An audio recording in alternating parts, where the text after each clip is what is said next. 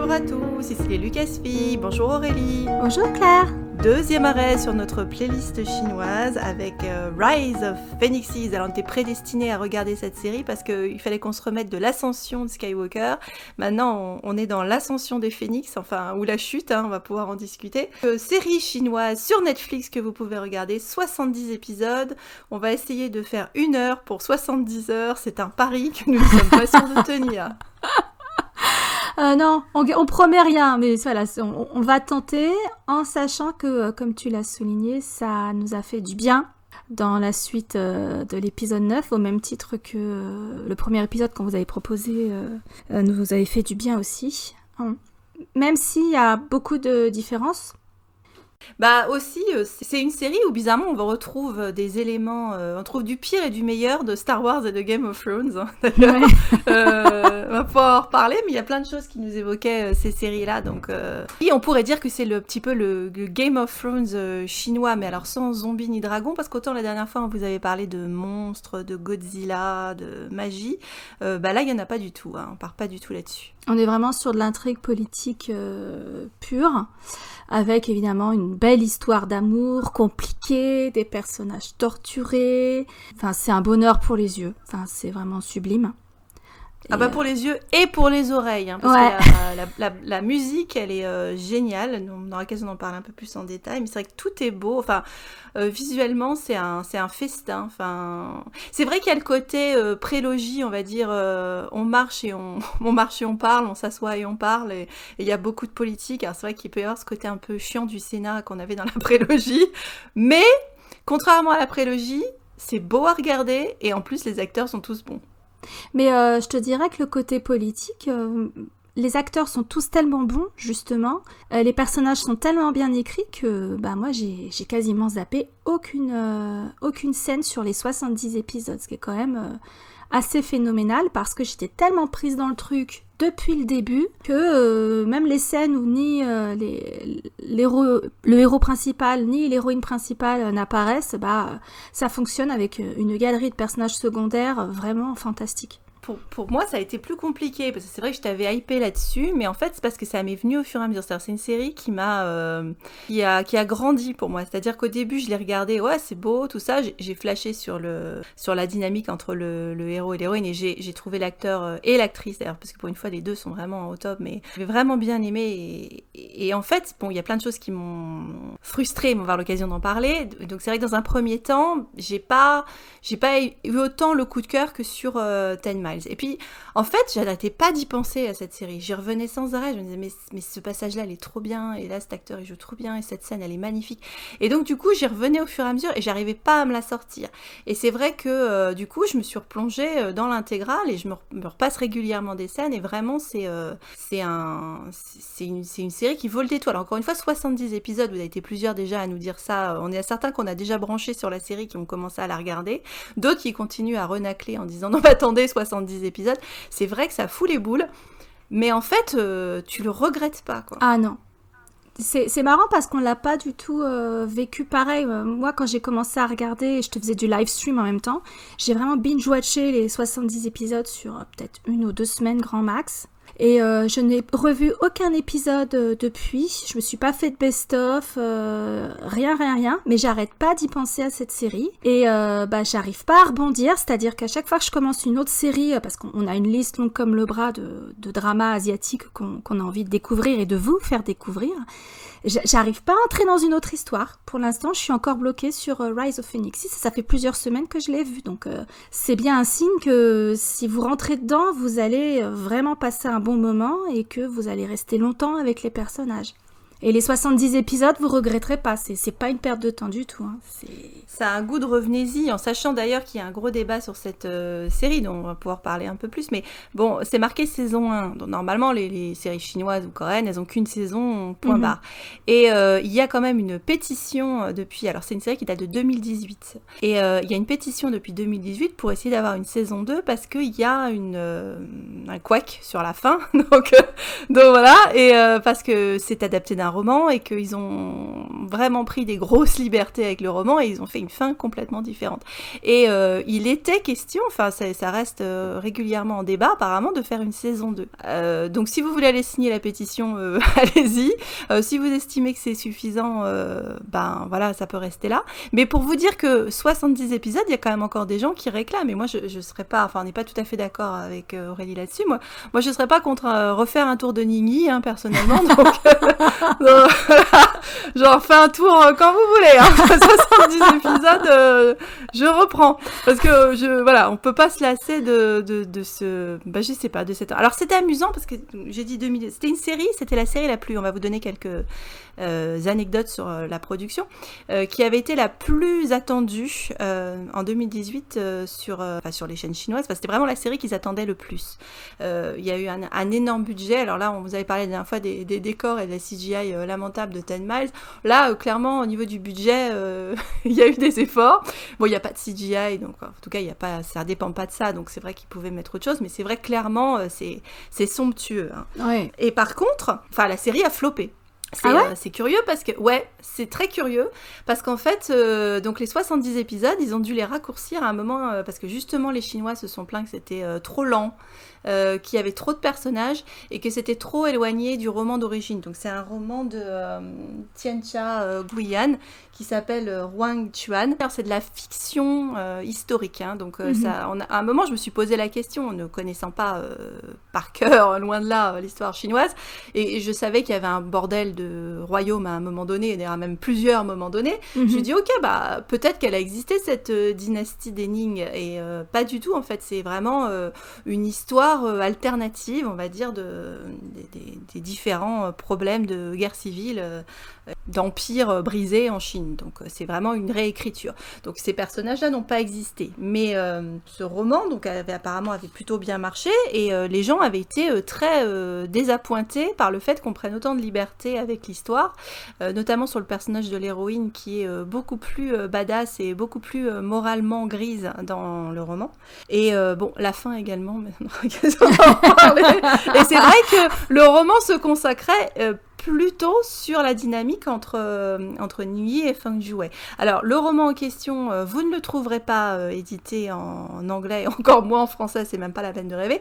Alors, par contre, il y a un site internet, vous avez une personne qui traduit laborieusement chaque semaine un chapitre, donc toutes les semaines, vous pouvez trouver un chapitre en anglais de Rise of Phoenixes. En sachant que ça n'est pas le titre en chinois, Rise of Phoenixes, c'est ce qu'ils ont vendu au marché outre-Chine, donc au marché principalement occidental. Normalement, ça s'appelle Tiansheng Changge, qui veut dire la longue chanson de Tiansheng, en sachant que Tiansheng, c'est le nom du royaume où va se passer l'intégralité de l'histoire. Donc la longue chanson, c'est clair que c'est long et qu'il y a des chansons. Mais ils ont choisi Rise of Phoenixes, ce qui pose plein de questions. C'est un peu comme Game of Thrones, A Song of Ice and Fire. C'est le côté récit médiéval de longue portée. C'est la geste de Ningyi et Feng Jiwei. C'est ça. Choisir ce titre-là, par rapport justement à la fin qu'on, pour l'instant, on vous met de côté, pose des problèmes, en sachant que Phénix, c'est justement le nom de l'héroïne, puisque l'héroïne Feng Jiwei, Feng, ça veut dire phénix en chinois. Donc, normalement, on pourrait s'attendre à l'ascension de l'héroïne. Pour refaire le pitch rapido, puis on donnera des détails de la production. Donc, si on pourrait résumer en disant que c'est un jeu d'échecs, donc qui est mené par Ningyi, qui est le 6e prince de l'empire de Tiansheng. Et donc, c'est sur ses manigances pour venger l'honneur perdu de sa mère et de son frère, de son 3e frère, et également pour parvenir au trône. Y arrivera-t-il ? Et surtout, ça va se compliquer pour lui entre sa famille teubée et sa rencontre avec Feng Jiwei, une jeune femme à l'identité pas très claire, avec laquelle il va avoir une relation très troublante et très compliquée. Et donc à un moment, disons qu'on pourrait résumer par faudra-t-il choisir entre l'amour ou le trône ? Ouais. En sachant que Tiansheng, donc c'est l'empire qui a été fondé par le père du héros, suite enfin ils ont détrôné Dasheng, donc qui était la dynastie précédente. Et donc dans l'intrigue politique globale, au-delà du fait que les frères se tirent entre les pattes pour devenir le prince héritier et succéder à l'empereur, vous avez aussi le démantèlement des derniers partisans de la dynastie précédente qui opèrent dans l'ombre, qui commettent des actes de terrorisme, et cette espèce d'inquiétude de le nouveau régime, la nouvelle dynastie, est-elle assez solide au bout d'un règne seulement pour résister à cet ennemi qui œuvre dans l'ombre pour rétablir la dynastie précédente. Donc ça, typiquement, c'est inspiré de l'histoire chinoise, même si ces deux dynasties n'ont pas existé telles quelles, il y a eu plusieurs occurrences dans l'histoire de la Chine. Alors, je dis que ça n'avait pas marché outre mesure en Chine, mais néanmoins, si on regarde le site Douban, alors Douban, c'est un réseau social qui a été créé en 2005 en Chine, et qui est le réseau le plus influent du pays. Et c'est là-dessus qu'on retrouve tout ce qui est classement des films, des séries, de la musique et des choses comme ça. Et donc si on regarde les dramas, le classement des dramas pour l'année 2018, donc l'année où est sorti Rise of Phoenixes, notre Rise of Phoenixes, il se place quand même en 4e position. Il avait eu un score de 8,3 sur 10, qu'il avait pendant très longtemps d'ailleurs, pendant l'année 2018, qu'il avait placé avec le meilleur score pendant très longtemps. Je crois qu'un autre problème qu'ils avaient eu était qu'ils étaient en compétition avec la série Ashes of Love. Pour l'instant, ni toi ni moi, on avait trop accroché là-dessus. Ah non, l'héroïne sort par les trous de nez, ça voilà, toutes les deux, on n'a pas aimé. Alors peut-être qu'on lui redonnera une deuxième chance après, ou ne serait-ce que pour en parler. Dans notre pot pourri des trucs qu'on n'a pas aimés et qu'on vous recommande pas. Dans le brûloir, on verra si on en parle. Mais donc, Ashes of Love avait mieux marché, donc le genre plus 10 miles, on va dire, que celui-là. Par contre, la série a hyper cartonné partout ailleurs. Et je pense qu'effectivement, c'est peut-être parce que elle est hyper occidentale, en fait, cette série. Enfin, je sais pas, peut-être que c'est ça, à part pour le look.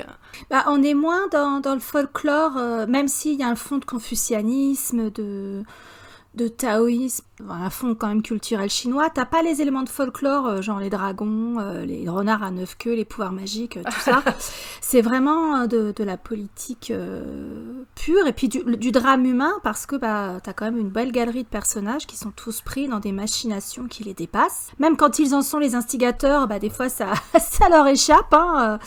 Ils sont un peu c'est les arroseurs arrosés, donc je pense que c'est pour ça que ça a davantage plu à un public occidental. C'est peut-être plus accessible pour un public occidental, en sachant que ça reste très très complexe, et que ceux qui étaient perdus avec Game of Thrones, ils vont avoir du mal à raccrocher les wagons sur Rise of Phoenix. Là je t'avoue, même moi, il y a des certaines manigances, ça me passe au-dessus de la tête, hein. Il y a des personnages que j'oublie, puis il y a des trucs sur lesquels je reste pas très claire, même au final, mais enfin... Bon, est-ce que c'est grave? Je sais pas. À regarder, en tout cas, c'est un vrai bonheur, parce que c'est une série, en dehors du fait qu'elle est très belle, ce qu'on vous a dit, c'est intelligent, et c'est rafraîchissant de voir des gens intelligents.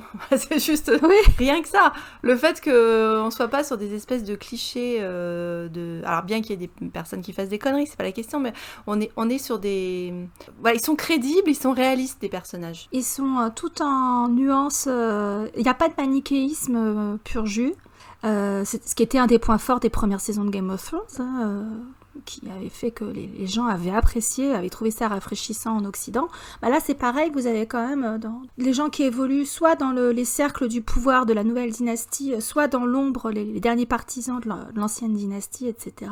Vous avez quand même des personnes qui sont obligées de faire des choix, des compromis, qui sont pas toujours très très clairs, quoi. Et c'est ça qui est intéressant. Et comme tu le dis, il y en a beaucoup qui sont très intelligents.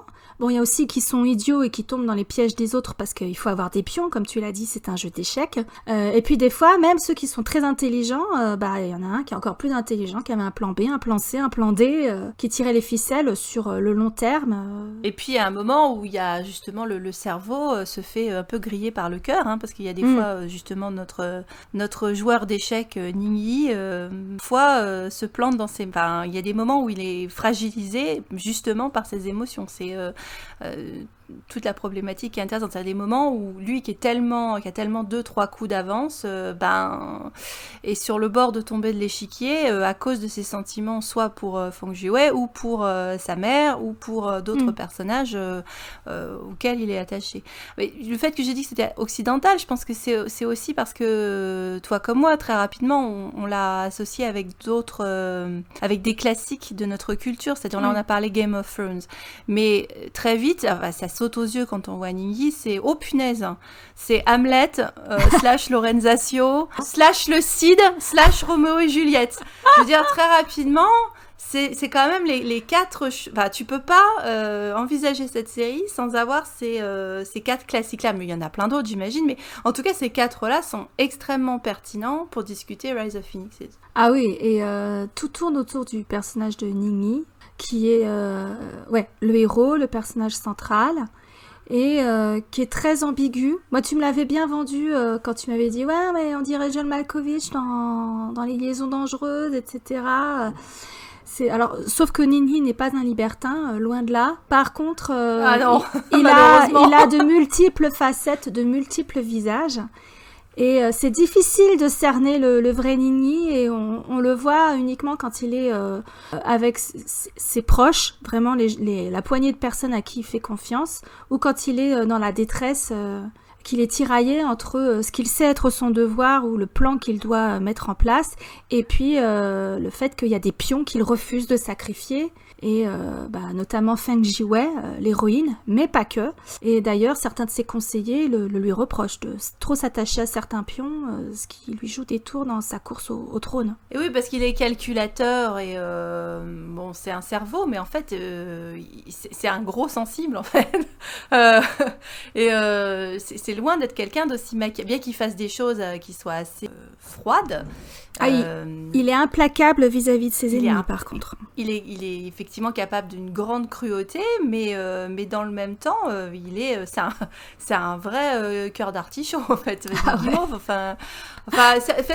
Encore, on revient toujours à ça, hein, c'est un grand garçon qui voulait juste être aimé, et qui aimait très fort un moment, et qui aimera une seule femme dans sa vie, en fait. Et une femme exceptionnelle, parce que c'est vrai que Ningyi, il est incroyable, l'acteur est absolument incroyable, il lui donne toute une palette d'émotions, il est tout en subtilité, enfin vraiment, quand il est à l'écran, on est hypnotisé, quoi, on ne voit que lui. Mais l'actrice qui fait Feng Jiwei, elle est vraiment top aussi, parce que c'est un personnage qui est très complexe, qui va être amené à remplir des rôles et à adopter des masques différents à différents moments de sa vie pour survivre, parce qu'elle se retrouve dans des situations pas possibles, en partie grâce aux machinations de Ningyi. Et l'actrice, elle tire son épingle du jeu, quelle que soit la phase dans laquelle son personnage se trouve, elle est toujours crédible, et elle a une vraie alchimie avec l'acteur principal. Ça, c'est important aussi. Ah oui, ça a été bien casté. Et puis également, parce que des fois, on se demande pourquoi le héros ou l'héroïne, hein, ça dépend, hein, mais peut flasher sur l'autre, parce que des fois, il y a certains personnages, tu te dis, mais il lui trouve quoi exactement ? Là, c'est vrai qu'ils sont vraiment à la hauteur l'un de l'autre, c'est-à-dire que on comprend. D'abord, ça se fait pas du jour au lendemain. Ils ont vraiment une relation très très très très très très très compliquée, hein, et parfois très très très très frustrante, où il y a un problème de timing perpétuel. Et en fait, ils apprennent vraiment à se connaître l'un l'autre, et ils se connaissent très bien, mais en même temps, un gros problème de communication, hein. C'est vrai qu'ils se disent jamais les choses au bon moment. C'est des gens qui sont extrêmement intelligents et extrêmement avisés, et qui analysent bien les situations, mais qui ont du mal qui ont une extrême pudeur par rapport à leurs sentiments, aussi parce que c'est dangereux dans le contexte où ils sont dans un climat politique où tu risques ta vie en permanence, hein. Ah bah oui. Donc comme en plus ils sont sans arrêt dans une perspective de se sauver les miches respectivement, et ça c'est bien aussi, c'est vraiment quelque chose de chouette, c'est-à-dire qu'il est toujours là, alors des fois ils se mettent des bâtons dans les roues aussi l'un à l'autre, donc ils sont très peau de vache l'un vis-à-vis de l'autre parfois, mais en même temps quand c'est une question de vie ou de mort, ils peuvent doivent toujours compter l'un sur l'autre. Quels que soient les risques qu'ils doivent prendre pour eux-mêmes afin de sauver l'autre. Ce qui donne d'ailleurs les meilleures scènes. Hein. Ah oui, ça donne des très très bonnes scènes. Et puis, faut pas oublier non plus qu'il y a énormément de forces extérieures qui font tout pour les séparer, leur compliquer la tâche. À commencer par la mère de l'héroïne, qui est un personnage qu'on a détesté toutes les deux. Hein. Oh, qu'elle crève. Elle fout sa merde dès les premiers épisodes parce qu'elle fait jurer à Fang Jiwei de ne jamais épouser Ningyi, ce qui va avoir des conséquences dramatiques. C'est à l'épisode 3, tu vois, tes héros viennent de se rencontrer, tu les chippes à mort. Tu les chippes à mort. Et là, t'as l'autre conne qui arrive et dit tu n'as pas le droit de l'épouser. Tu dis putain, j'ai 67 épisodes derrière, mais comment je vais faire? C'est ça. Tu sens venir la grosse embrouille directe, quoi. Et en plus, elle arrache à sa fille un serment qui est inviolable puisque elle lui fait dire que si elle rompt sa promesse, sa mère ne se réincarnera pas et ne connaîtra jamais la paix. Donc, ce qui est dans une nation bouddhiste et c'est la vouée au GN, quoi. C'est le pire sort que tu puisses imaginer pour quelqu'un, quoi. Tu sens tout de suite que ça va être très compliqué parce que déjà entre eux c'est compliqué, la situation est compliquée et autour d'eux ils ont pas mal de gens qui vont bien leur savonner la planche. À commencer par la mère de l'héroïne dès l'épisode 3. Alors on va peut-être commencer par les trucs qu'on n'a pas aimés, enfin comme la dernière fois pour Tenma. Ça va aller plus vite. Il y a des trucs qu'on n'est pas d'accord. Donc, oui, il y a des trucs sur lesquels elle n'est pas d'accord, mais je pense que tu sais très bien sur quoi on n'est pas d'accord. On va la garder pour après. Mais moi j'ai du matos aussi je comprends tout à fait ton point de vue, mais j'ai du matos pour critiquer la fin néanmoins. Alors qu'est-ce qu'on n'a pas aimé? C'est compliqué parce que dans le même temps où effectivement c'est long et il y a des choses qui sont des fois un petit peu alambiquées, on va dire.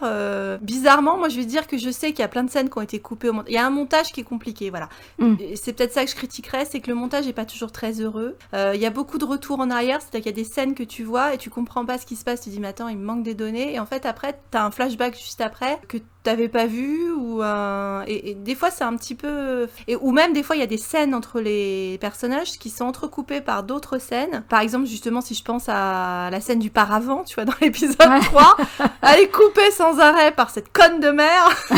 C'est fou et c'est frustrant parce que t'es dans une scène qui est bien et tout, t'es là, t'es à cran, hein, t'es là en train de regarder ton truc et c'est saucissonné et tu te dis mais qu'est-ce que c'est que ce montage? Il y a des problèmes de rythme, ouais. Ça c'est un problème. Et je crois que ça tient du fait que probablement ils ont dû resaucissonner aussi pour la Chine. Et également, bien que ce soit déjà très long, ils ont fait sauter plein de scènes. Notamment, tu vois, je t'avais dit dans le dernier épisode, il y a une scène avec l'empereur. Tu comprends pas pourquoi elle y est pas. C'est une scène entre Ningyi et son père.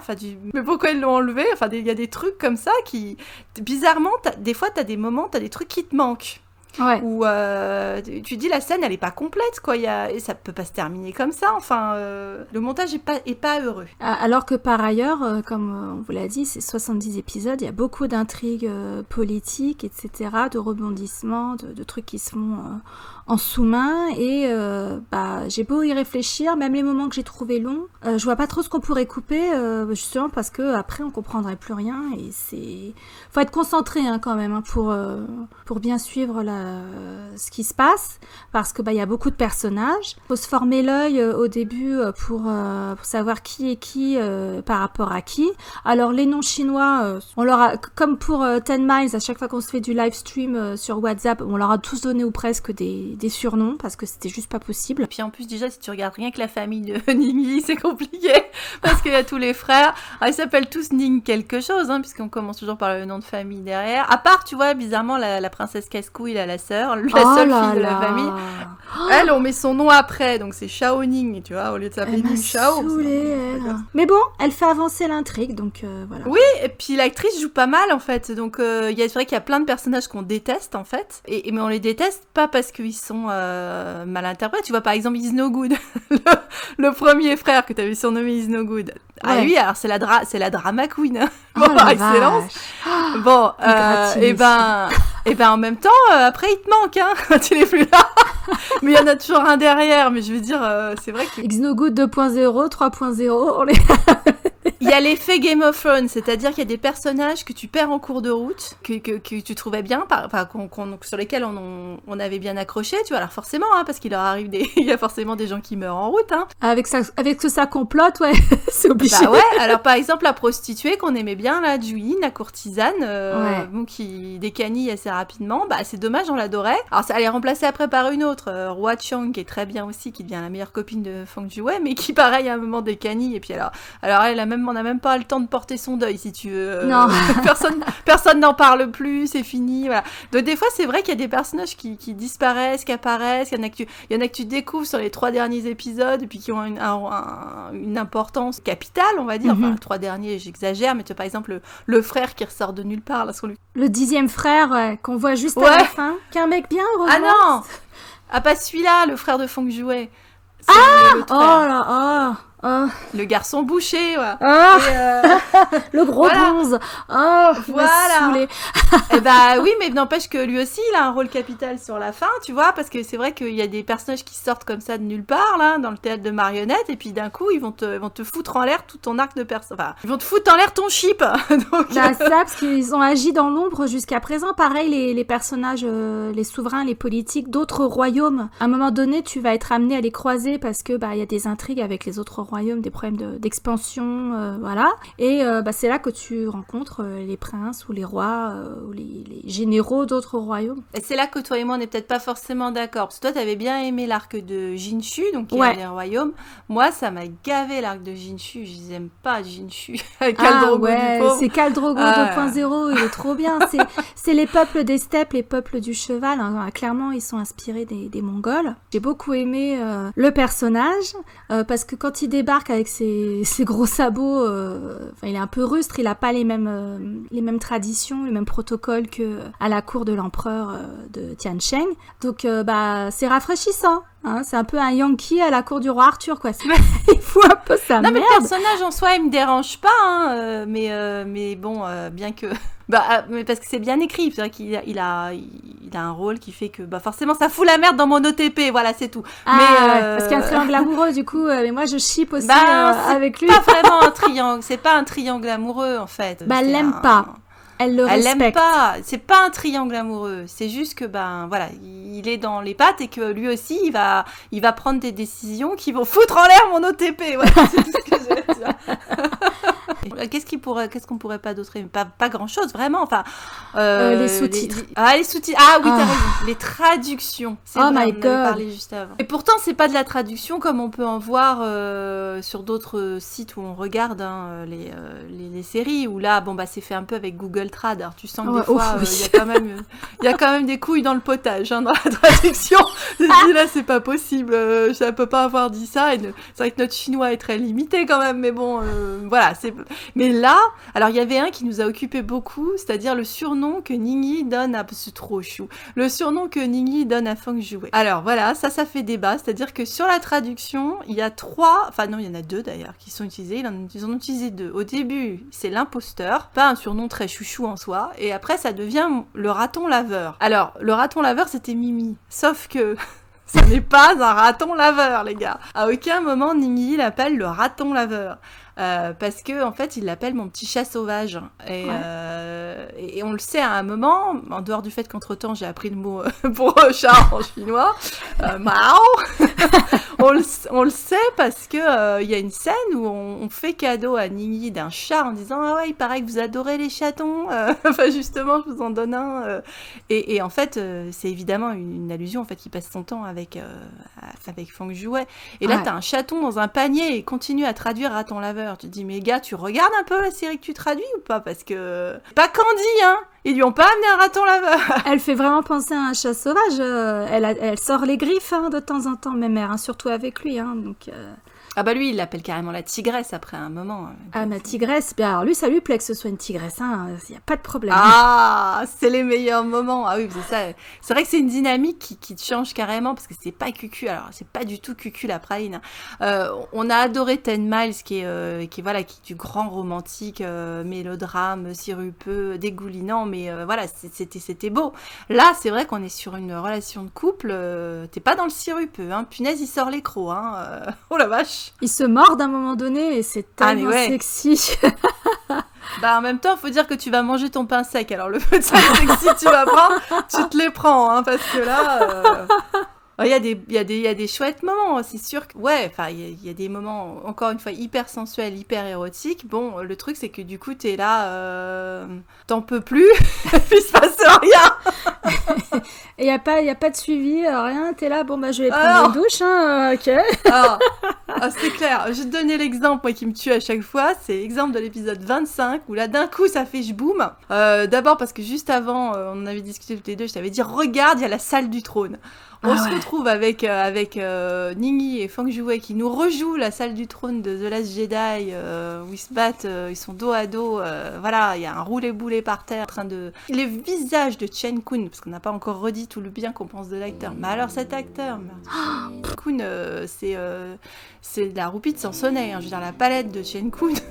Rusé comme ça va rien à voir. Ah bah non. Bah il est torturé, hein. Il a pas toute sa tête, hein, quand même. T'as des moments où tu te dis, il a un pet au casque, Pépère, hein. Ah, il y a des fils qui sont... Mais c'est pas possible qu'il n'y ait pas de cul. Voilà, c'est tout. Donc ça, c'est à la fois un truc qu'on aime et qu'on n'aime pas. Hein. Il y a une vraie frustration à ce niveau-là. Ah ouais, le will ve ou on ve, on adore, hein, c'est notre cam, on est là pour ça, mais il y a un moment, mais non, quoi. Pourquoi ? À part se mettre des coups de truffe, voilà, c'est tout ce qu'il faut. Ah. Vous êtes humains quand même, faites quelque chose. Vous êtes des adultes en bonne santé ? Merde. Et là, franchement, je pense que là, je vais blâmer la censure chinoise, hein, forcément, parce qu'en plus, je sais, pour avoir un peu abordé le bouquin, qu'il y a beaucoup plus de passages olé olé dans le bouquin, et que, oui, il y a du cul. Et puis au fait que, probablement dans la production, enfin, on le voit, hein, dans certaines scènes, clairement, ils ont fait de la post-prod, où ils ont refait les dialogues. Donc, il y a plein de choses qu'on zappait. Il paraît que la censure était sans arrêt sur leur dos, à venir, à faire changer des choses. Et ça aussi, tiens, faut que je le signale, parce que moi, je regardais, alors on disait la beauté des décors, faut qu'on repasse ça dans les choses qu'on aime bien. Moi, je regardais la série, je me disais, ah, c'est trop beau, ils sont allés tourner en décor naturel, ils ont trouvé tu vois, naïvement, je pensais que c'était comme nous quand on tourne une série, tu vas dans un château, tu vas à Chambord ou machin, et puis tu fais ta scène, quoi. Et j'étais persuadée que c'était une cité impériale, ou j'en sais rien, enfin, tu vois, je sais pas, encore une fois, je découvre la Chine, hein, donc j'ai une grande naïveté par rapport à ça. Et ben en fait, ça a été tourné intégralement en studio, quoi, cette série, à part quelques scènes qu'on voit en pleine nature, mais pour le reste, c'est un studio qui est flambant neuf. Je crois que c'était pratiquement la deuxième série qui a été tournée là-dedans, donc tu peux pas visiter les lieux, quoi. C'est un truc complètement factice, mais c'est vachement beau et c'est hyper bien fait. Enfin, on s'y tromperait, hein. Ouais, pareil, hein, moi je pensais qu'à un moment donné ils avaient squatté la cité interdite ou je sais pas quoi, et pour certaines scènes, et parce que là, on n'est pas du tout dans la même catégorie que Ten Miles. Là, ça a l'air plus vrai que nature. Les costumes sont sublimes, les accessoires. Oh, les costumes. Alors, les costumes, je crois que c'est, c'est vraiment... C'est du porno, hein, à ce stade. C'est du porno carrément, parce qu'en plus, tu as l'impression que tu peux les toucher, tu vois vraiment le grain du tissu, et en plus, ça a d'autant plus d'importance que le personnage principal, Ningyi, pose au début en tailleur. Oui. Il a un hobby, il aime faire des vêtements, il aime faire des costumes, alors ça lui permet d'avoir un peu une double identité, et puis... Faut dire que la série commence au moment où il sort de 8 années de captivité dans un temple, parce qu'il avait été piégé. Et c'est ce qui avait coûté la vie à son frère, dont il veut réhabiliter le nom. Donc il sort après 8 années d'emprisonnement dans ce temple où il s'est adonné à la soie, en fait, à faire des vêtements en soie, des motifs pour des vêtements en soie, etc., ce qui lui a permis d'acquérir une fortune personnelle. Et quand il sort de ce réclusion, quoi, il joue les fous, il essaie d'endormir ses autres frères qui sont tous là en train de se bouffer le nez et qui voient pas sa sortie de prison d'un très bon œil, en jouant les mecs qui ont plus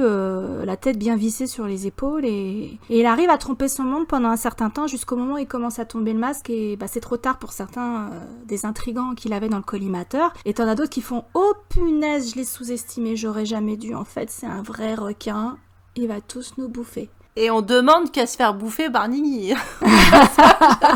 Ça dépend comment, hein, parce que quand il décapite des gens ou qu'il les... les pièges et il tout, perce quelques personnes. Ouais, mais par contre, c'est vrai que tu parlais du masque. D'ailleurs, ça aussi dans les décors. On voit les intérieurs des différents personnages et il y a aussi une super réflexion. Alors, les costumes, d'une part, il y a une réflexion là-dessus, on pourra en reparler, mais sur les décors, c'est-à-dire les maisons des personnages. Par exemple, tu vois, la maison d'Isnogood qui part en Donald Trump, tu vois le look de la baraque. C'est Goldmember, le mec, hein. Et ah là là. le look, c'est vulgaire, c'est moche. Et de l'autre côté, tu vois chez Ningyi, où c'est la méga classe, tout est beau, c'est en noir et blanc. On voit le souci de la beauté qu'on retrouve aussi dans son intérêt pour les costumes. Et aussi, j'ai remarqué que dans le fond, dans sa pièce principale, t'as des masques en haut. C'est-à-dire qu'il y a des médaillons avec des visages au début. J'étais même pas trop sûre, si tu veux, cette espèce de visage façon kabuki, un peu d'ailleurs blanc. Ouais, on dirait des masques de No. Voilà. Hein. Ouais. Exactement. Et ça aussi, c'était bien pensé. Et c'est vrai que dans les costumes, au niveau des couleurs, par exemple, un truc qu'ils font très bien pendant toute la série, c'est de montrer l'harmonie entre les deux personnages, qui sont souvent raccords au niveau des costumes. Il y a plusieurs moments où, clairement, c'est un peu...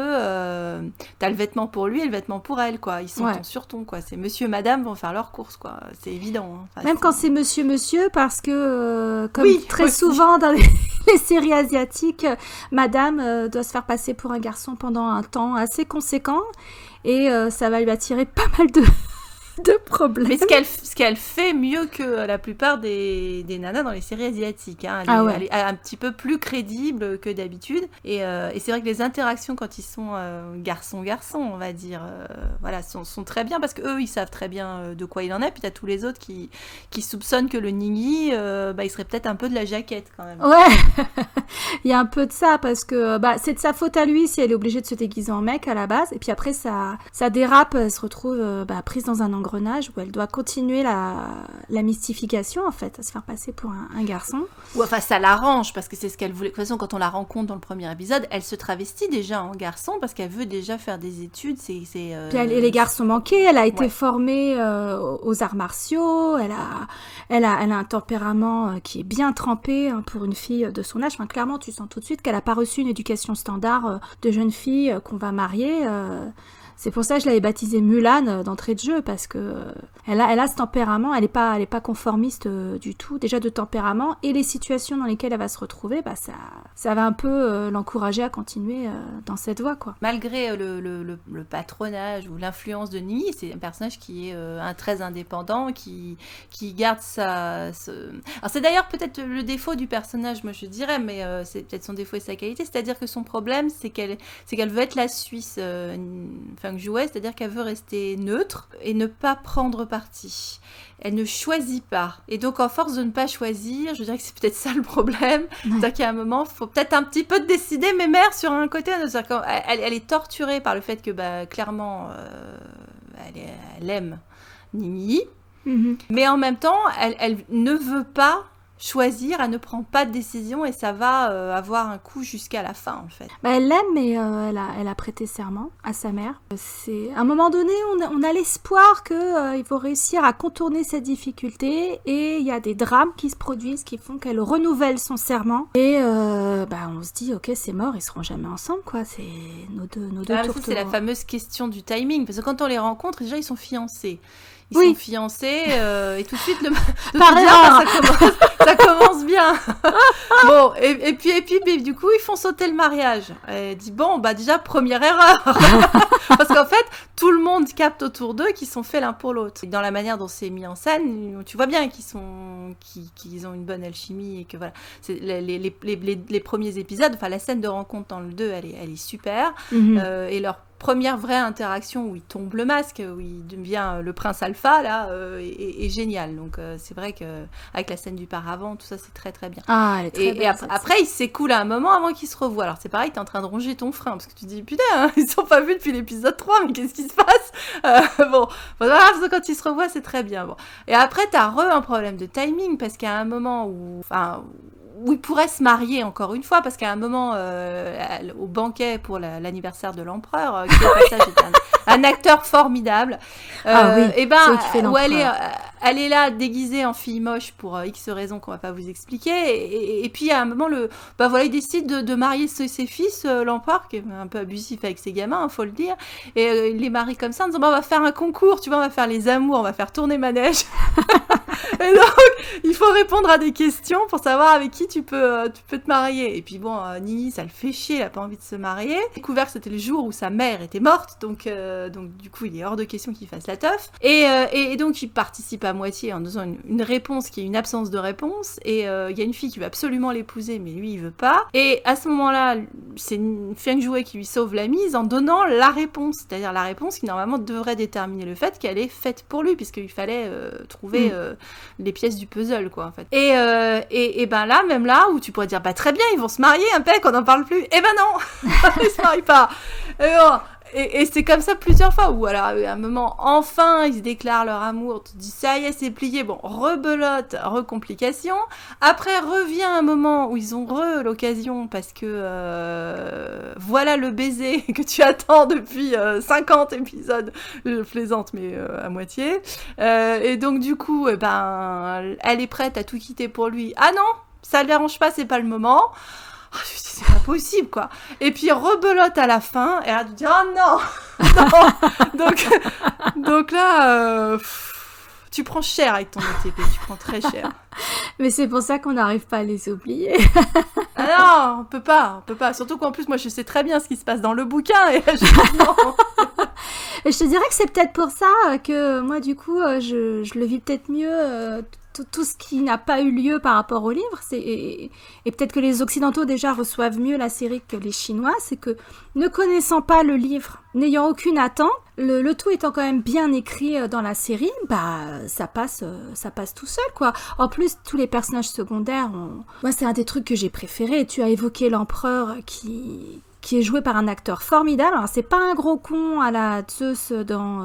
Ah oui, enfin un empereur qui est bien. Il est bien. Alors, c'est un gros con parce que c'est l'empereur, c'est un politicien, c'est machin, et puis... mais on peut pas s'empêcher de se prendre d'affection pour lui. Ce qui est le cas aussi de Feng Jiwei. Ils ont une relation vraiment top à un moment donné dans la série. Et voilà, l'acteur est vraiment super. On n'a pas de galerie de garces. Il y a très peu de garces, contrairement à la plupart des intrigues de palais. Ça change. C'est quand même surtout des bâtards. Hein. C'est surtout les mecs qui font des saloperies. Ils sont terribles. Nous, on aime beaucoup le proviseur de l'Académie impériale, qui est un acteur formidable et qui est un allié incroyable pour Nini. Ouais, mais qui lui met aussi des bâtons dans les roues parce qu'il veut qu'il aille sur le trône, quoi. Bah, c'est ça. C'est-à-dire que quand Nini est en conflit entre j'utilise mes pions, dont Feng Jiwei notamment, pour aller au trône, et je protège Feng Jiwei, le proviseur, ça lui plaît pas du tout, quoi. Celui que j'adore, tu sais bien, c'est le domestique de Nini, Ning Sheng. Je surkiffe Ning Sheng. Il est adorable, quoi. Depuis le début, les chips, ils ont une super relation. Comme tu disais, c'est vrai que... En fait, c'est ce qui est très chouette dans la série, c'est le nombre de relations humaines que tu peux voir, d'amitié. Il y a des vraies amitiés qui sont complexes. Tu vois vraiment les personnages, ils sont pas toujours... Parce que c'est vrai que du coup, nos héros sont rarement ensemble. Donc du coup, on les voit faire autre chose et discuter d'autres choses. Quand ils sont séparés et qu'ils font leur propre truc, ils sont suffisamment intéressants et les acteurs sont suffisamment charismatiques pour qu'on ait envie de voir ce qu'ils font quand ils sont chacun de leur côté. Et puis... T'as dit qu'il y avait des belles amitiés, t'as tout le panel des relations humaines, et t'as en particulier des amitiés hommes-femmes qui sont très bien écrites, ce qui est quand même une denrée rare en Occident, moi je trouve, hein, dans les récits à l'occidental. Notamment un Force Lavande, notre chouchou, qui est un allié incroyable pour l'héroïne. Gunani, ouais.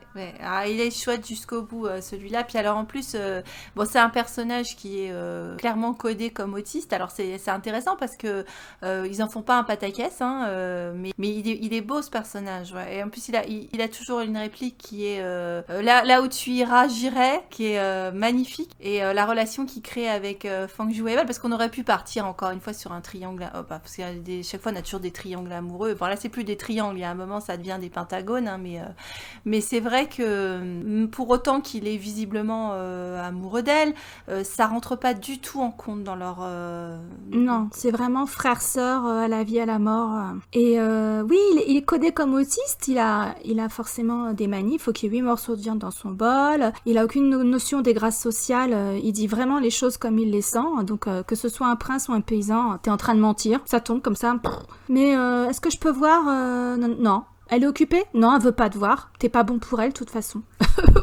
Ça tombe comme ça tombe, quoi. En plus, il est super badass parce que c'est un expert en arts martiaux, il met la misère à tout le monde. À un moment donné, il est déguisé en fille et ça donne des scènes, mais super drôles. Donc, t'as du cross-dressing dans tous les sens. C'est intéressant d'avoir du cross-dressing dans l'autre sens, en plus qu'il fait pas, tu vois, pour le gag, Travelo façon Mulan, tu vois, ou quand on déguisait les mecs. Ouais, c'est pas la cage aux folles, c'est vrai qu'il est déguisé en fille pour des raisons de discrétion. Bah, c'est juste, c'est un espion qui a le cross-dressing dans son arsenal, voilà, hein, c'est tout. Hein, il le fait pas très volontiers. Hein, c'est pas... Non, ça lui plaît pas des masses, mais il le fait parce que de toute façon, Feng Zhiwei lui dirait de sauter de la falaise, il le ferait, hein, tout ça. Bah, j'aimerais bien aimer qu'elle lui dise de sauter de la falaise. Oups, désolé, mauvais exemple. Très mauvais exemple. Too soon. Ne dis pas ça. Non, puis, par contre, c'est vrai que c'est beau aussi, c'est qu'il respecte ses décisions, il respecte toutes les décisions qu'elle prend. Il la soutient tout le temps. C'est une femme hyper libre en plus. C'est vrai que à un moment, elle dit, mais parce qu'elle se pose la question de savoir si elle peut se marier. Elle est quand même tentée par le fait d'épouser Ningyi. Elle est pas contre à un moment. À un moment, elle met quand même de côté le serment à sa mère. Hein. Je pense que c'est la seule personne qu'elle a envisagé d'épouser de toute façon. Et donc elle commence à se triturer le cerveau, à se dire mais comment ça je pourrais pas l'épouser et je ferais pas une bonne épouse, pardon. Et l'autre il dit mais non mais t'es pas une fille quoi. Elle dit mais comment ça je suis pas une fille. Et là elle marche comme un mec à ce moment-là. Puis elle se reprend parce qu'elle a pris des habitudes de liberté en fait. C'est vrai que on le voit très bien dans des super scènes où c'est vrai qu'il y a la façon de se tenir quand tu es à la cour qui est évidemment pas très naturelle, hein, la manière de faire le service à la cuillère là. C'est très très codifié, hein. Ouais. Mais comme les révérences à la cour des Habsbourg, enfin, l'étiquette de Charles Quint, ou voilà. Ah ben d'ailleurs, il y avait un professeur d'étiquette sur la série, et c'est vrai qu'il y a un moment, la scène où finalement elle doit dévoiler le fait qu'elle est une fille à l'empereur, alors que elle passait pour le... C'était l'érudit suprême de l'empereur et tout. Voilà, exactement. Et donc, elle n'a pas le choix, parce qu'elle n'a pas envie d'épouser la princesse casse-couille, donc elle va dire, non mais je peux pas me marier parce que je suis une fille. Et donc, il y a ce magnifique passage où elle doit changer sa manière de saluer, qui est quand tu es un homme, tu le fais... T'as la main gauche devant la main droite. Voilà, et quand tu es en fille, tu mets la main sur l'autre. Donc elle fait le changement avant même d'enlever sa brochette, là, sa pique à brochette pour dévoiler ses cheveux, mais c'est très bien fait. Parce qu'en fait, elle est obligée de jouer les garçons pendant des années. H24, elle est un garçon pendant des années, en fait. Je crois qu'il se passe 5 ans, il me semble. 5 ans, ouais. Donc, tu vois, elle a dû rester un garçon genre 2 ans, un truc comme ça. Et tu te dis, c'est rien passé, c'est pas possible. Continue à retourner le couteau dans la plaie. Ah non, c'est dur. Hein. Bah ouais. C'est vraiment la chose qui m'a le moins, enfin, en dehors de la fin, qui m'a le moins plu. Je pense que c'est ça, c'est c'était frustré, ouais. C'est sûr, parce qu'en plus, ils ont une relation qui est tellement intéressante. C'est vrai qu'il y a du jeu, on a parlé du jeu d'échecs, mais c'est du jeu du chat et de la souris permanent. Ou du gros chat et du chat sauvage. Et ce que j'ai beaucoup aimé, moi, dans cette série, c'est que le personnage de Feng Zhiwei, tout le monde la respecte. C'est-à-dire ceux qui apprennent à la connaître ou à le connaître respectent ses qualités. C'est un personnage à part entière qui se définit pas uniquement par sa relation avec Ningyi. Et ses serviteurs apprennent à la respecter, ses protecteurs apprennent à la respecter.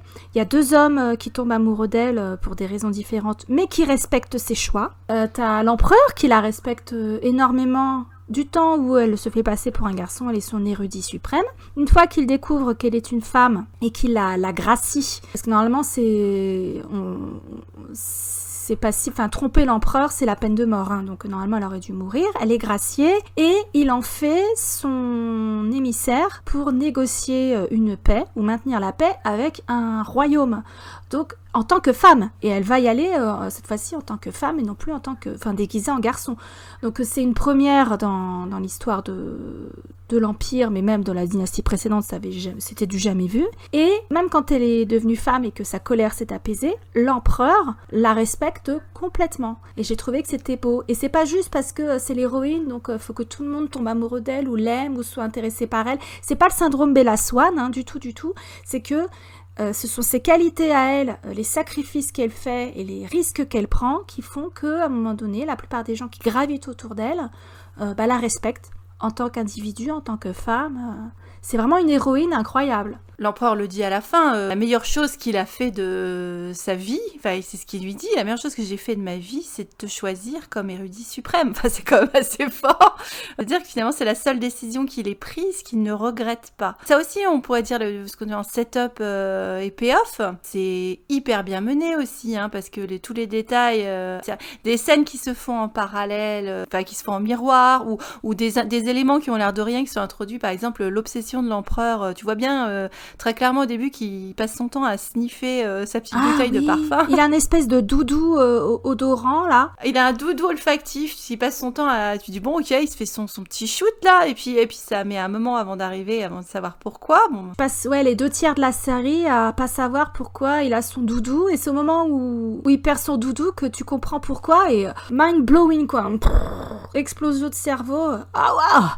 Il y a aussi, même dans la manière de construire, tu vois qu'il y a eu un jeu d'échecs, c'est-à-dire qu'ils ont bien anticipé les différents trucs. Mais on avait déjà remarqué ça dans l'écriture de 10 Miles, qui est sur 58 épisodes, donc c'est pas rien non plus, c'est-à-dire que au niveau du setup et du payoff, ils savent jouer sur le long cours, quoi. Et c'est très agréable quand t'es spectateur, parce que tu identifies énormément de choses. Il y a des choses qui n'auront pas de payoff, et il y a des choses qui auront du payoff sur le long cours, des trucs que t'auras pas vu, qui vont te retourner le cerveau, et c'est toujours bien fait. Il y a pas la Caravine de Tchekhov, les scénaristes chinois ils maîtrisent. T'as pas de truc qui se balade dans la nature sans résolution, bien au contraire. Et les résolutions sont quand même globalement satisfaisantes, donc ça c'est chouette. Ouais, à part une.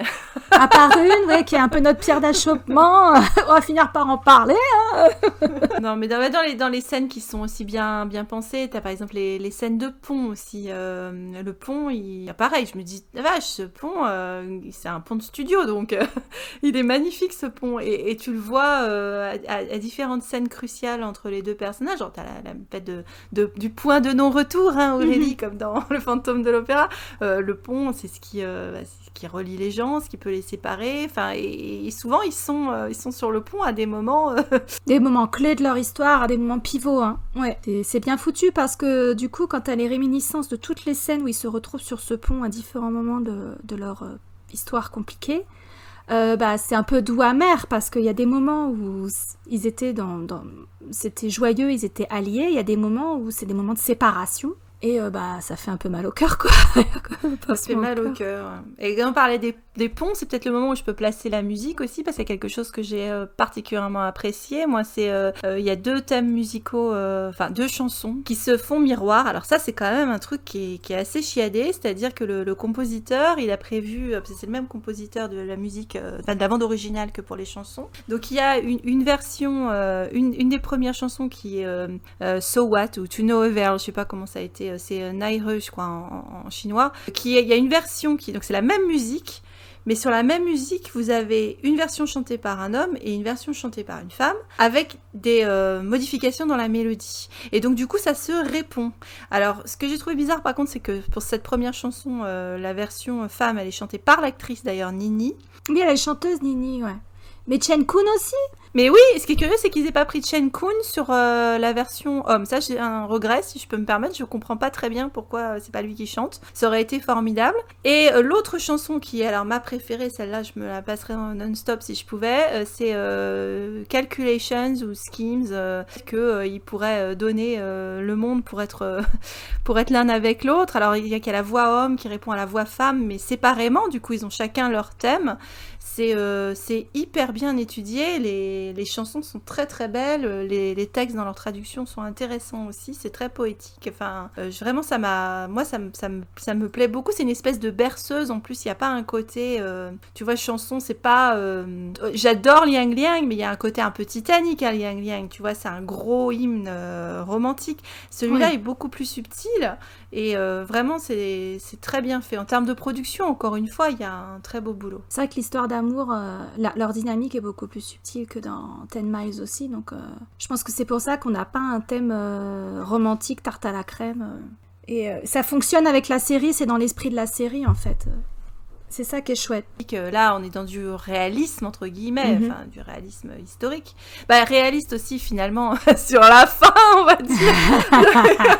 Bien que voilà, c'est peut-être le moment où on peut en parler. Est-ce qu'on a d'autres choses à ajouter alerte. Non, mais c'est vrai qu'après, il y a déjà plein de choses qu'on a dites, mais qu'est-ce qu'on pourrait dire sur notre best-of Bah, moi, je sais pas, toutes les scènes avec où ils sont tous les deux. Si, j'adore voir Nini vénère, moi. Alors, moi, j'adore en mal alpha, quand il est à la guerre, quand il est tout énervé. Les scènes avec son père sont extra. J'aime bien le voir en dep, moi. Avec les cheveux lâchés au milieu de ses patrons pour la soie, etc. Pour ses motifs de soierie et tout.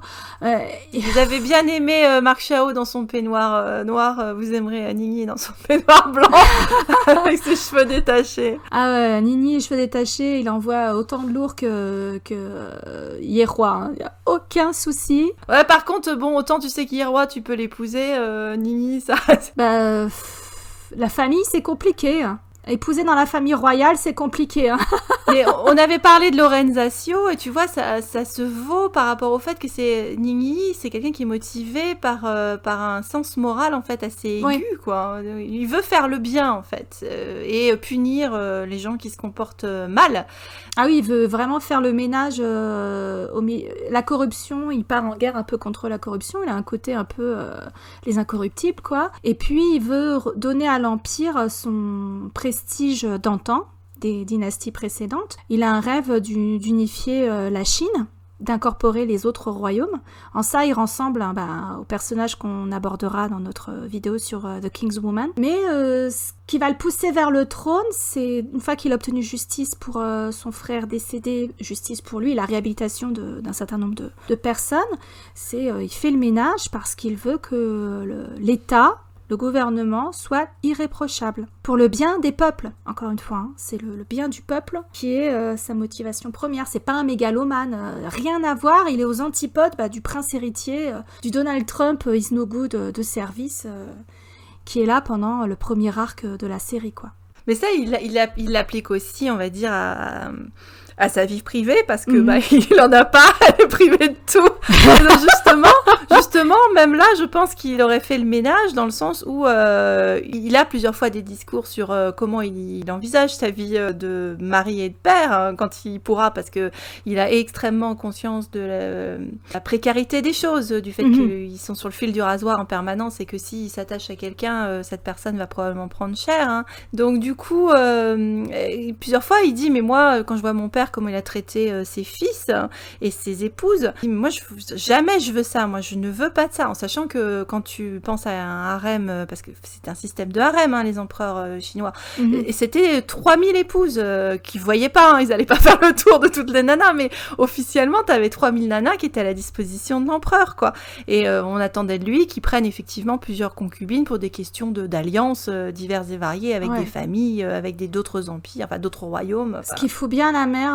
aussi dans les harems. Qui fout bien la merde, et ça il l'a bien senti lui justement, donc lui il veut pas, il dit moi je veux être proche de mes fils ou de mes enfants en tout cas, donc tu sens que lui il aimerait avoir un modèle assez monogame, révolutionnaire en l'occurrence là. Ouais, c'est ce qu'il veut, et finalement la seule personne qui réclame dans le harem c'est Feng Jouet et même quand il la met dans le harem, c'est pas pour en faire sa pute, hein, je suis désolée de le dire comme ça, mais bon néanmoins. Et il la respecte trop pour ça, bien sûr. Mais oui, et donc du coup, lui, il a jamais ambitionné autre chose que d'avoir sa petite famille de base. Alors, qu'il le rêve et que ce soit possible, c'est un autre problème, parce qu'effectivement, c'était peut-être pas très réaliste. Mais là aussi, il aurait envie d'avoir cette probité morale-là, on va dire. Donc, potentiellement, oui, ça aurait pu faire un bon mari, effectivement. Parce que quand tu vois comment il est loyal Ah bah. à ses amis d'une part, mais également à sa famille, puisque sa mère et son frère, les seules personnes de qui il était proche, et après donc à la femme de sa vie, je pense que oui. C'est pour ça que je suis tellement brisée par rapport à sa fin. Mais bon, voilà. Bon allez, on les a assez teasés là, et on spoil sur la fin. Bah ouais, on spoil sur la fin. Qu'est-ce que c'est que cette merde? Je ne suis pas d'accord, elle est très bien. Ah non, je suis pas, non, bref, enfin voilà, donc on peut enfin penser que nos amants vont être ensemble, puisque si on ne part que sur le dernier épisode, alors elle a été mariée à quelqu'un d'autre entre temps, mais il s'est rien passé, enfin bon. Jinchi quand même que moi je shippais avec elle, à partir du moment où elle sait qu'avec Nini c'est plus possible. Tu as donc Khal Drogo qui décide d'en faire sa reine, parce il a déjà un harem à la maison, mais il est vraiment tombé amoureux d'elle, et puis vu la carrure de l'héroïne, tu peux pas en faire autre chose, une concubine lambda, hein, t'en fais forcément ta reine. Et il lui dit comme ça, je te mettrai à l'abri de la cour de Tiancheng. Donc elle accepte de l'épouser. Tout est clair entre eux, hein. Il sait très bien qu'elle est amoureuse de Nini, elle ne s'en cache pas, et il lui dit j'attendrai le temps qu'il faudra, je ne t'obligerai à rien, jusqu'à ce que tu l'oublies, je ferai de mon mieux pour te rendre heureuse et te mettre à l'abri dans mon royaume dans le nord, voilà, chez les cavaliers des plaines de Mongolie, quoi, de Jinchi. Mais comment peux-tu oublier Nini? Voilà, c'est ça le problème. Ouais, mais moi, du coup, je trouvais qu'il était hyper réglo et respectueux Faut recaler dans la Chine ancienne, c'est révolutionnaire. Des mecs qui n'ont pas été élevés dans cet état d'esprit, en plus. Donc, moi, je les shippais tous les deux, Khal Drogo et Mulan, je les shippais carrément, quoi. Mais bon, néanmoins, à un moment, donc Nini devient empereur, oui, il accède au trône, donc il peut mettre son magnifique chapeau tue-mouche, hein, comme les autres. Bah, c'est surtout la barbiche et la moustache. Ah! Pourquoi faut-il toujours qu'il porte une barbiche? Ça me fait peur, parce que quand Yewa va devenir empereur, ça veut dire qu'il va devoir avoir le chapeau tue-mouche et la barbiche. Non! Je proteste! Donc, arrêtez le massacre avec les barbiches, enfin bon, néanmoins. Donc du coup, il porte relativement bien la barbiche, parce que c'est pas la longue barbe à la ZZ Top, il a pas eu le temps de la faire pousser à ce point-là, tu me diras, ça vient juste de commencer. Et bon, donc voilà, il est empereur, il part en mode super alpha mâle machin, bon ça y est, c'est bon, c'est plié, maintenant je peux avoir tout ce que le fromage et le dessert. Je voudrais bien récupérer ma nana. Bon, et peut pas. C'est une truffe. Et alors, ça c'est un truc qu'il faut que je dise quand même, c'est que je trouve qu'à un moment, Feng Jiwei, qui était quand même justement hyper pertinente, qui voyait bien les du prix des uns et des autres, à un moment elle devient teubée. C'est-à-dire qu'elle commence à écouter un peu tout et n'importe qui. Franchement, j'ai pas compris à la fin comment elle pouvait devenir aussi con quoi. Moi je pense qu'elle est très confuse. Moi par contre je le comprends, je trouve que ça a du sens parce qu'elle est très confuse. Elle a déjà perdu sa mère et son frère. Elle se découvre un autre frère. On est dans la partie spoiler, donc là on peut vous le dire. Elle se rend compte qu'elle est la dernière héritière de la dynastie précédente et qu'elle a une armada de gens qui œuvrent dans l'ombre pour la remettre sur le trône. Donc c'est une situation qui est extrêmement dangereuse. Elle a envie de protéger ces gens, mais elle ne veut pas monter sur le trône. Mais elle sait très bien qu'elle veuille monter sur le trône ou pas, la nouvelle dynastie va la considérer comme un danger et chercher à l'éliminer. Robert Baratheon, il a cherché à éliminer les Targaryens, même quand il... Puis elle veut pas faire du mal à Nini. Et tout ce qu'elle veut, elle sait sauver ces gens. Et il y a son frère, le gros bonze, là, qui fout sa merde, qui lui retourne la tête. Et puis, il y a un micmac qui fait que ces gens sont en partie massacrés par le bras droit de Nini. Et elle est furieuse. Et c'est là que Khal Drogo, il est comme il est, mais il lui dit écoute, tes gens, on va les faire passer pour des gens de mon royaume et on va tous aller les mettre, le peu de gens qui restent, on va tous aller les mettre à l'abri dans le nord. Et malheureusement, ils sont découverts et ils se font massacrer et c'est là que pour elle peut pas revenir en arrière. Donc non, moi au contraire, je comprends tout à fait sa confiance. Mais même là, elle repartait en arrière parce que quand il est là à dire non mais cette fois-ci j'arrête de renoncer, parce que plusieurs fois il a dû renoncer à elle, il a pas eu le choix. Et donc il vient effectivement la chercher dans la forêt en disant non mais je ne renoncerai pas, tu as intérêt à sortir du fourré là.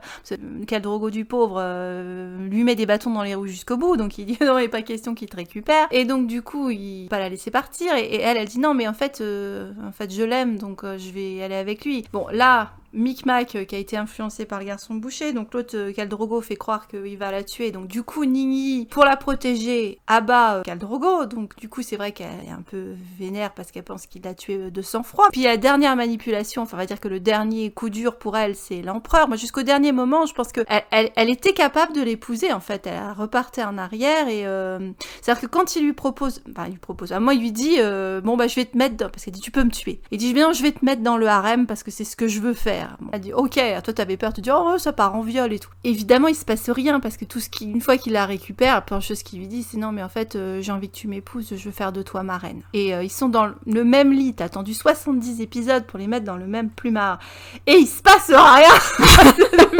Putain. Écoute, non, arrêtez vos conneries. Bon, à part qu'il est là avec ses yeux de cocker à dire non, mais je veux que tu sois ma reine. Bon, ok, d'accord. Il a fait son Kylo Ren avec ses yeux de porg. Et puis elle lui répond pas cette cruche. Bon, il dit non, mais dans 3 jours, tu vas voir, je vais te montrer que je suis pas un salaud et on va faire venir les témoins, tout ça. Bon, donc 3 jours après.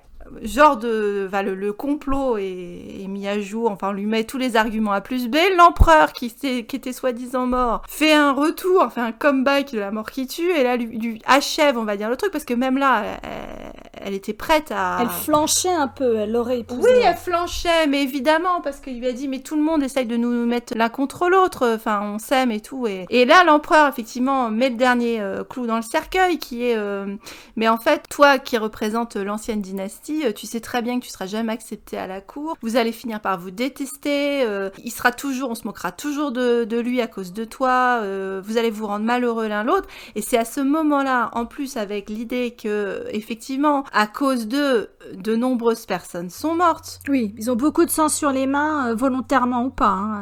Exactement, et c'est là qu'elle prend cette décision d'une grande lâcheté, qui est que, c'est horrible cette scène, c'est-à-dire que lui est là, il est tout content parce qu'il dit bon bah d'accord, alors maintenant tu sais que je suis pas un salaud, donc tu m'épouses. Ouais, dans 3 jours.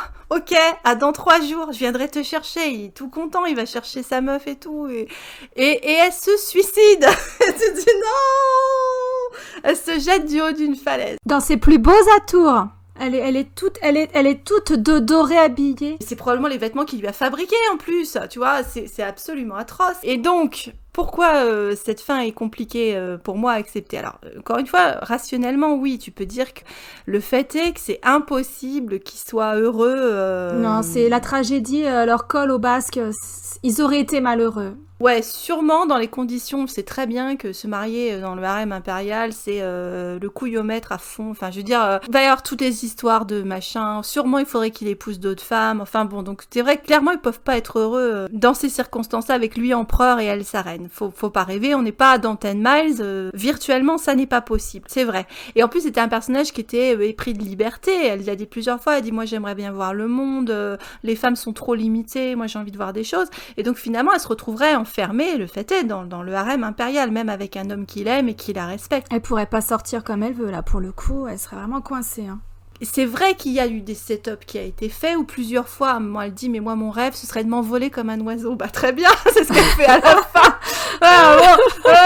C'est formidable. Ou c'est vrai qu'il y a plein d'allusions qui sont faites à ça. Bah, c'est le phénix, et en plus, elle est toute de feu vêtue au moment où elle se jette. Elle a une coiffure pas possible. Enfin, voilà, au niveau symbolique, ils ont mis le paquet. Ce moment où il se met à neiger. Ah, il se met à neiger, puis après, t'as l'image. C'est terrible, parce qu'il se rend compte qu'elle est morte. En plus, bon, après, t'imagines qu'il va probablement trouver la lettre qu'elle lui a écrite, parce qu'on en a la lettre en voix off, mais elle lui a même pas dit au revoir, elle lui aura rien dit. Et en fait, au moment où il va la chercher tout content, la neige commence à tomber, t'as ce magnifique thème musical qui arrive, lui il comprend parce qu'il a joué du pipeau, c'est un truc qu'ils font régulièrement dans la série, il joue du pipeau. Oui, il joue de la flûte pour la réconforter ou lui faire retrouver la mémoire à un moment, ouais. Et alors elle lui joue la musique qui est leur thème à eux d'une certaine manière, et donc du coup il l'entend, tu sais pas comment, mais bon, elle le joue sur le haut, sur la falaise, il l'a entendu et il a compris, et donc il va même pas la chercher. T'as cette pauvre larme, tu as envie de lui faire un câlin, pauvre garçon.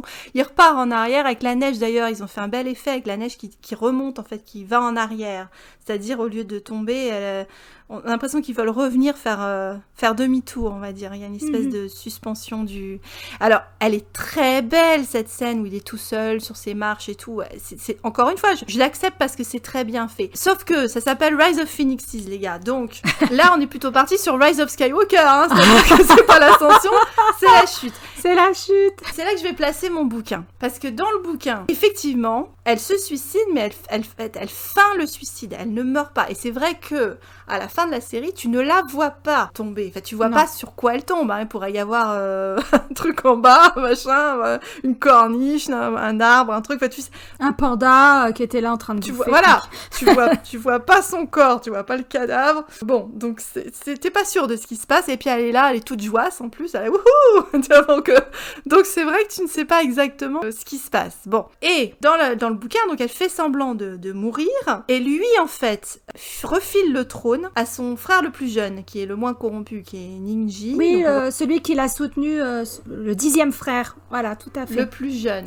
Et donc il le formate pour prendre sa succession. Et lui, à un moment, fait semblant d'être mort également. Et du coup, le couple se réunit et va vivre paisiblement dans l'anonymat leur histoire. Ce qui est effectivement la seule fin possible, heureuse de ces personnages et qui marche, si tu veux. Et c'est vrai S'ils veulent être ensemble, ouais, c'est la seule façon. Oui. Et c'est pour ça qu'il y a autant de gens qui continuent à espérer qu'il y ait une saison 2 ou qu'il y ait une autre fin ou un machin, parce que c'est vrai que ils savent très bien que ça s'est passé comme ça dans le bouquin et que c'est vrai qu'ils ont maintenu un certain... On n'est pas trop sûr à la fin de ce qui se passe. En sachant en plus que, pour avoir vu des making-of, je t'avais dit, la scène sur la falaise, moi j'ai vu des scènes où tu les vois en train de répéter sur la falaise tous les deux. D'accord. Ah, c'est perturbant quand même, hein. Donc est-ce qu'il y a eu une scène, parce qu'il y a eu des photos où ils sont tous les deux, bon c'est du photoshoot, donc c'est pas forcément pour amener quelque chose, mais tu les vois dans les costumes qu'ils ont à la fin tous les deux, et sur le making of ils sont là avec des paplards, donc c'est pas pour un photoshoot, hein. Ils sont là avec des papiers en train de prendre leur marque et en train de faire le truc. Donc apparemment, est-ce qu'il y a eu une fin alternative? C'est possible, ça se fait de plus en plus, ouais. C'est possible. C'est vrai que moi je suis très satisfaite de ce qu'on a eu. Les fins douces amères, alors quand on nous vend du conte de fées à la ascension de Skywalker, enfin à la saga des Skywalker, j'adhère pas du tout. Mais là, vu le ton de la série et quand même c'est un drame, hein, c'est une tragédie, bah je trouvais que ça fonctionnait vraiment bien. Ça fonctionne, mais ça fait du mal, quoi. Ah, ça fait mal, mais pour les bonnes raisons. Comme Roméo et Juliette, oui, voilà, c'est là, ça.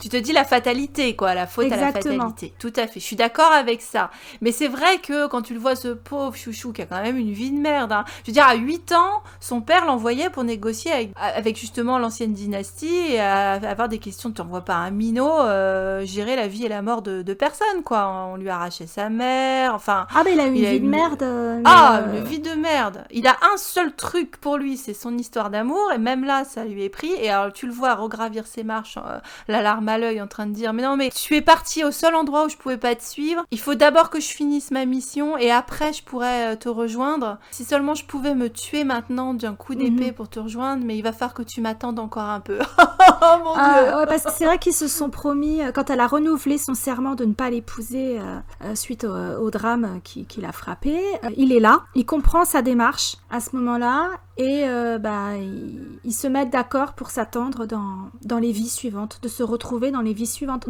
Donc t'as aussi cette notion d'âmes sœurs qui vont se retrouver d'incarnation en incarnation. C'est un peu ce qu'on avait relevé avec Reylo par exemple, comme beaucoup de fans de Star Wars. Ok, cette vie-là, c'est un rendez-vous manqué, ce n'est que souffrance. Là, ce sera pour la prochaine. Ah, mais il se le dit sans arrêt, où elle arrête pas de lui dire, mais pourquoi est-ce que t'es né un prince? Et puis quand il lui dit également à la fin, mais je veux pas seulement cette vie-là, je veux toutes les vies avec toi. Et tu parlais de prédestination, où ils ont fait également, vous savez que c'est un peu notre dada, mais ils ont fait un magnifique travail de yin et yang aussi avec ces deux-là, c'est-à-dire que vous avez plein de scènes où effectivement il y a du noir et blanc, notamment la scène où elle renouvelle son serment, justement, où il y a un très beau yin et yang. Et très souvent, ils ont fait un système pour les deux qui résume, on va dire, l'ensemble de leur relation, c'est-à-dire ils se croisent. Ils sont au même niveau, et il y en a un qui regarde d'un côté et l'autre qui regarde de l'autre, et en fait il y en a un qui part d'un côté et l'autre qui part de l'autre, ils sont en miroir. Et on a oublié de parler de plein de scènes, enfin il y a plein de trucs, mais la scène de la grotte quand même, attends. Ah, c'était choupi ça. C'était la trop scène de la choupi. grotte, avec nos deux puceaux. Oh, écoute. Ah là là, les empotés de service, là. Mais c'est clair, ils sont enfin tous les deux tout seuls dans une grotte et tout. Et bon, il fait froid. Donc, il fait froid, faut bien se réchauffer. Elle lui dit, elle avait un lapinou qui pour lui tenir chaud. Puis elle dit, non, je vais aller libérer le lapin. Et il dit, mais tu vas avoir froid. Elle dit, oui, mais t'es là. Et elle s'en va. Et lui, il est là. Ça aussi, c'est magnifique à regarder au niveau du jeu d'acteur. C'est-à-dire le moment où elle s'en va et tu vois à la fois sa terreur de, oh là là, mon Dieu, mais je vais être tout seul avec elle. Il va peut-être se passer un truc. Et en même temps, sa joie d'être enfin seul avec la femme qu'il aime. Et toutes les émotions qui lui passent à travers. C'est-à-dire la terreur de ce qui peut se passer, la magnitude de ce qui peut se passer et les conséquences que ça peut avoir sur leur vie. Et c'est en même temps son bonheur d'être d'avoir enfin cette intimité qu'il désire, parce que plusieurs fois, il est jaloux de son ami, le proviseur, qui a une relation extrêmement proche avec sa femme et il les voit notamment en train de peigner les cheveux de sa femme et il a envie de faire ça aussi. Il rêve de cette intimité que tu n'as que dans les couples harmonieux. Il rêve de ça. Qu'il n'a jamais connu, puisque on l'a privé de sa mère très tôt. Enfin, il manque d'affection, quoi. C'est vraiment pour ça qu'il s'est tourné vers le tissu. Le fait d'habiller des corps, de produire de la beauté autour des corps, finalement, lui qui a été enfermé, incarcéré, isolé, donc il a été isolé affectivement. Privation sensorielle. Sensorielle, de contact, de chaleur humaine. Non, c'est clair. Il porte pas de gants en cuir noir, lui, mais il pourrait tout aussi bien parce que... Et pourtant, il est assez tactile. C'est-à-dire que moi, ce que j'ai aimé dans la série globalement, et en particulier dans ce personnage, c'est qu'il y a un côté extrêmement sensuel dans la façon de se tenir, de jouer avec un éventail, les cheveux lâchés, les textures des vêtements, les motifs, la façon dont il joue avec ses mains, il se frotte le menton comme ça.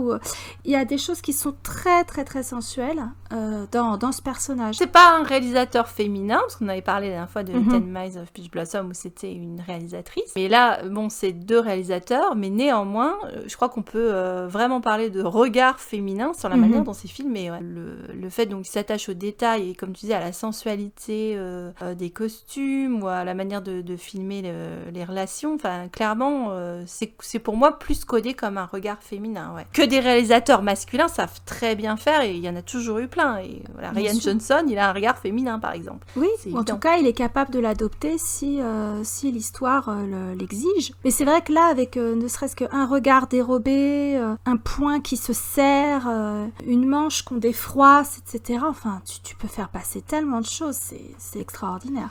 Et puis là, ils ont l'occasion de le faire, sur 70 épides, on en a Ouais, mais c'est ce qui fait que tu t'es pris dans le truc, c'est parce que tous tes sens enfin, t'es vachement sollicité, t'es vachement stimulé à tout moment, parce que tout est beau.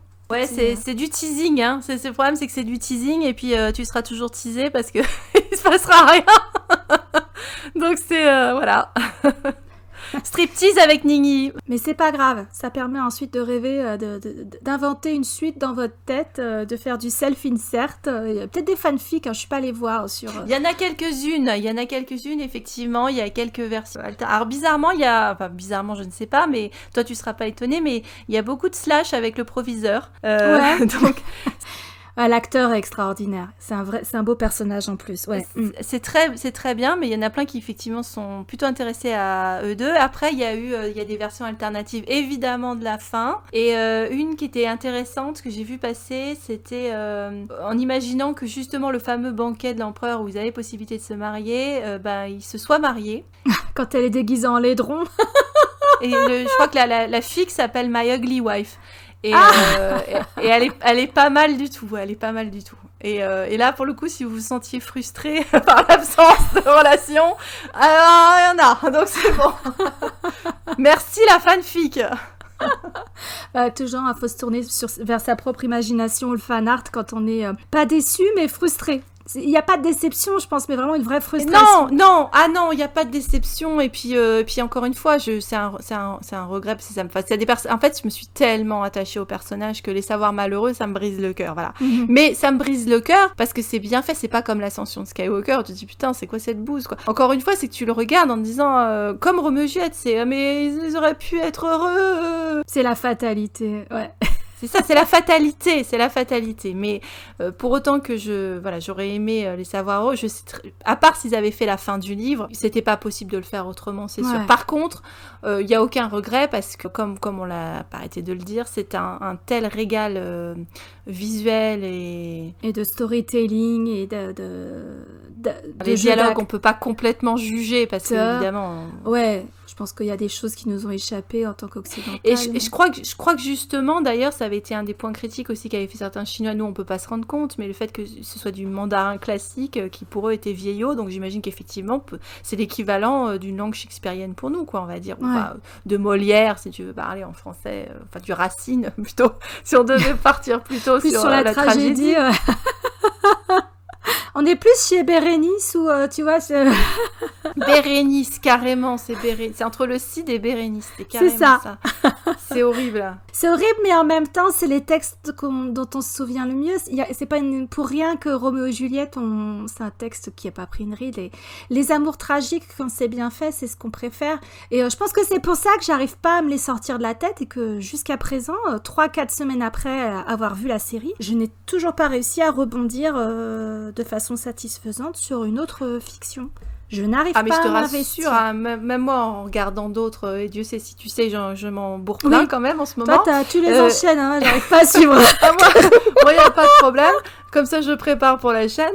Mais dans le même temps, voilà, j'en suis en constat que je te disais tout à l'heure qu'il n'y a pour l'instant aucun personnage masculin qui arrive à la cheville de Ningyi / Hierois. Bon, Ningyi, c'est encore un cas à part parce que on n'est pas du tout dans le même mode. Bon, ça nous a permis au moins d'avoir une révélation qui était cet acteur. Enfin, Chen Kun est sensationnel. Ningyi, elle est très bien également. Elle est bien. Donc, j'attends de la voir dans la série Love and Destiny qu'on nous a recommandé, qui est au programme. Un jour, qu'on regardera. Qui est la même réalisatrice que Ten Miles, donc a priori, gage de qualité. Voilà, ça donc pourrait être sympa. Ça pourrait être sympa. On verra. Mais en tout cas, c'est vrai que, ou même le acteur qui fait l'empereur, enfin, on n'arrive pas à trouver quelqu'un qu'on n'a pas envie de revoir. Ils sont tous... Enfin, on a envie de les voir avec plaisir dans d'autres séries, les acteurs. Hein. C'est vrai que... même le proviseur, celui qui fait l'empereur, il y en a plein qu'on a envie de voir dans d'autres séries. Celui qui fait son pote Force Lavande. Enfin, vraiment, on ne peut que vous recommander The Rise of Phoenixes, même si la fin peut... il y en a certains qui vont adhérer, d'autres moins. Débat. La fin fait débat, voilà. Mais c'est tellement beau, c'est 70 épisodes, c'est peanuts. Mais même, tu vois, par rapport à la personnalité de Fang Jouet, qui voulait être indépendante et qui est quand même une battante et une survivante, tu vois, le fait que, bon, elle choisit sa mort, hein, mais ça fait débat quand même. J'aurais préféré qu'elle aille pour le coup, qu'elle aussi, qu'elle plaque tout, même qu'elle soit pas avec Ningyi, mais qu'elle plaque tout et qu'elle fasse sa vie d'aventure qu'elle a toujours voulu faire. Elle commence comme ça, hein, son parcours d'héroïne, en disant qu'elle veut se barrer et voir le monde. Donc, du coup, c'est... Ouais, c'est un peu tristoun. Et justement, si on devait conclure, c'était avec cette scène du pont, la dernière scène du pont qu'ils sont ensemble, où il lui dit, je peux te donner tout ce que tu veux maintenant. D'ailleurs, c'est là qu'elle est conconcible, parce qu'elle pourrait lui dire, là, pour le coup, elle pourrait lui dire, laisse partir mes sujets. Là, c'était plié, hein, il le faisait, hein, donc là, j'ai pas trop compris son truc. Elle lui dit, mais tu ne m'as pas demandé ce que je voulais. Il lui dit, mais qu'est-ce que tu veux? Et elle lui dit pas cette truffe. Et lui, il hurle, et il est fou d'amour, et lui dit, mais je te donnerai tout ce que tu veux, je te donnerai tout. Et elle lui répond Je pense qu'elle sait pas non plus ce qu'elle veut. Ou alors, moi, je soupçonnerais que ce qu'elle veut, c'était la fin du bouquin. C'est qu'il se barre tout le temps. Et elle aurait dû le dire. Ouais, mais tu l'as fait dans le bouquin, elle aurait pu le faire dans la série. Hein. Donc, je dis ça comme ça, mais c'est tout. Bon, on lira le livre quand il sera traduit intégralement. Voilà, on va dire qu'on aimerait plus de traductions de bouquins chinois, parce que visiblement, ça donne des bonnes séries, donc on aimerait plus de bouquins traduits. Et puis, merci Netflix d'avoir sorti cette série. Et s'il te plaît, Netflix, sors-nous en plus, parce que nous, on est en train de commencer à alimenter la chaîne, et on va faire des références. Et finalement, encore une fois, il n'y a pas assez de dramas chinois sur Netflix. Il y a quelques dramas coréens, mais ils sont sous-représentés. Qu'est-ce que tu fous, Netflix? Donc voilà. Alors Décharge, c'est vrai que celui-là, ils ont bien marketé, ils l'ont bien promu, et c'est un de leurs best-sellers, et il fonctionne vraiment très très bien. Et j'espère qu'ils ne le retireront pas du catalogue avant très longtemps. Enfin, j'espère qu'il va rester. Laissez-le, que les gens aient le temps de le découvrir, ah oui. Pas seulement, mais c'est qu'il n'y a pas de DVD qui a été sorti, et moi je t'avoue que s'il n'y a plus Rise of Phoenixes, je pars en dep, hein, parce que... Ah, ce serait dur. Là, ce serait dur. Et on va vous laisser là-dessus. Donc, allez-y, foncez. Ne laissez pas 70 épisodes vous intimider. J'ose pas dire que du bonheur, parce que c'est les délices de la douleur, quand même. C'est une tragédie, mais qu'est-ce que c'est beau. Cher, hein.